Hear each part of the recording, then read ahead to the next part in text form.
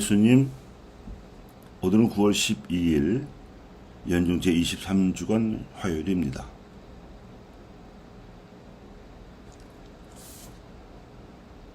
내가 너희를 세상에서 뽑아 세웠으니 가서 열매를 맺어라. 너희 열매는 길이 나무리라는 복음 환호성의 말씀으로 강론 제목을 삼았습니다.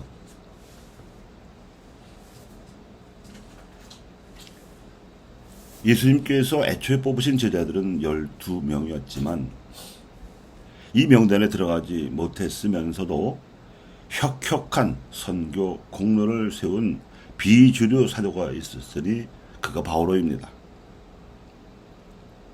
그는 부활하신 예수님으로부터 기도와 영적 통공으로 계시받은 바를 콜로새를 비롯한 이방인들에게 가르쳐서 신앙인으로 성장시켰습니다. 이와 비슷하게 독서와 사색과 기도의 영적 통공으로 부활하신 예수님께로부터 직접 양성받아서 사도가 된 조선의 선비가 이벽입니다. 이벽이 처음으로 천주교를 접한 것은 그의 6대조 때부터 전해 내려오던 천주교 서적을 통해서였습니다.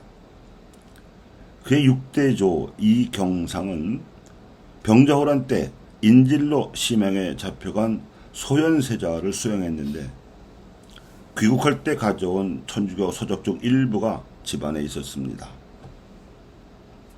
이 책들은 중국을 출발하기 전에 천주교 선교사 아담 샬로부터 선물로 받은 것이었습니다.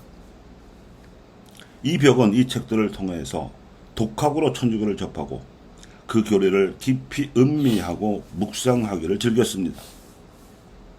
어떤 상인이나 사신들을 통해 서양 학문과 천주학 책을 구해서 읽기도 했습니다. 1770년에는 천주남에 들어가 약 15년간 서학과 천주교리 연구에 매진하기도 했습니다. 선각자로서 혼자서 신앙을 깨우친 그는 복음을 전하기 위해 경기도 양근에 살던 권철씨를 찾아가서 열흘 동안 설득한 끝에 그가 좌장으로 주도하던 천주남 강학회에 참가할 수 있었습니다. 역시 열흘간 진행된 실학 강학회에서 권철씨의 인품과 학문을 흠모하여 모인 문화 선비들을 모두 신앙인으로, 즉 천주교 신자로 만들었습니다. 그 덕분에 그들이 박해를 받게 되었을 때 오히려 복음이 전국으로 확산될 수 있었습니다. 한양에서는 이승훈, 경기도 양근에서는 권철신과 권일신, 여주에서는 윤유일과 김건순, 포천에서는 홍교만, 충청도 내포에서는 이존창, 충주에서는 이기연, 전라도 전주에서는 유항검, 진산에서는 윤지충, 그리고 경기도 광주 출신인 정약전과 정약종과 정약용 등 정치 삼형제 등이 조선의 첫 사도들이었습니다. 우선 정약전은 학문이 뛰어났던 데다가 천주교 신앙에 의한 개혁 성향이 선명했으므로 조정 대신들의 미움을 사서 멀리 흑산도로 유배되는 형을 받았는데 당시 유림들은 학문 대상으로 여기지도 않던 어부들의 생활상을 관찰하여 최초의 어리도감인 자선 어보를 썼습니다.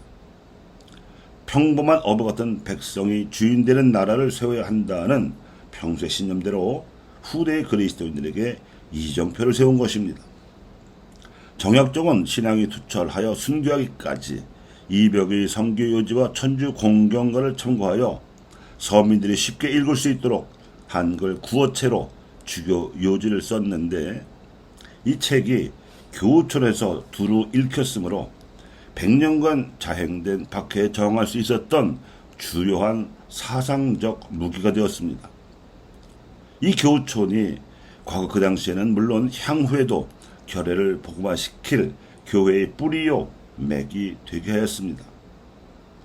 강진으로 유배된 정약용은 신앙을 학문에 접목시키려는 지향으로 지니고 목민심서와 경세 유표를 비롯한 조선 개혁 시부책을 써서 천지남 강화교에서 배운 신앙의 안목으로 조선의 학문을 복음화시키는 과제를 이루었습니다. 이렇게 하여 주제의 유학을 복음적 유학으로 탈바꿈시키는 한편으로 학문으로 하느님과 백성을 섬기는 학자의 사표가 되었습니다. 이렇듯 천주교 전례과정 못지않게 오묘한 섭리를 통하여 하나님께서 이벽을 시켜 뽑으신 조선의 첫 사도들이 뿌린 씨앗의 열매인 우리가 그 열매를 길이 남길 차례입니다. 주님이 말씀하신다. 내가 너희를 세상에서 뽑아 세웠으니 가서 열매를 맺어라. 너희 열매는 길이 남으리라.